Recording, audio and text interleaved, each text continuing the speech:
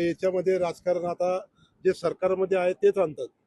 आम्ही 180 फुटाच्या याच्यामध्ये रूममध्ये राहतो, परंतु जो नेता आणि जे काही नगरसेवक असतील ते नगरसेवक विरोध करतात किंवा नेता विरोध करतोय, यांना आम्ही पुढल्या वेळेस निवडून सुद्धा देणार नाही. कारण आमच्या माथाडी कामगार हा गरीब कामगार आहे आणि यांना क्लस्टर डेव्हलपमेंट हे आमचं झालंच पाहिजे.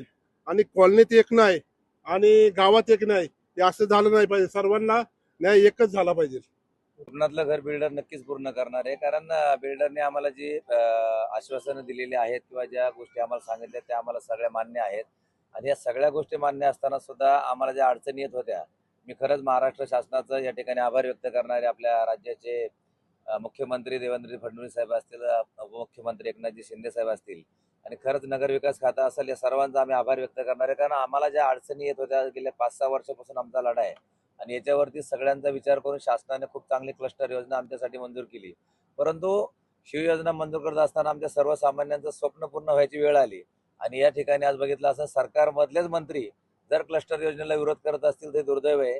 आणि जर हे विरोध त्यांनी आज जो कुठलाही अधिकार नसताना महापालिकेने तो ठराव जर त्या ठिकाणी मंजूर केला आणि जो ठराव जर पुढं पाठवत असतील तर आम्हाला माहिती आहे शासन त्याचा काही विचार करणार नाहीये.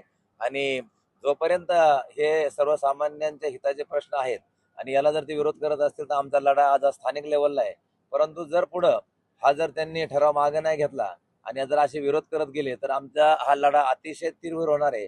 आणि हा लढा जर एक दिवस आम्हाला जर सगळ्या लोकांना जर त्या विचार केला तर आम्ही महापालिकेला घेराव घातल्याशिवाय राहणार नाही. आणि मंत्रालयामध्ये सुद्धा आम्ही धडक मोर्चा घेऊन जायला तयार आहे. कारण आमच्याकडे हजारो माथाडी कामगार सामान्य वर्ग आहे आणि जर आमच्या स्वप्नातल्या घराला जर खरोखर विरोध करत असतील तर आम्ही सुद्धा शांत बसणार नाही.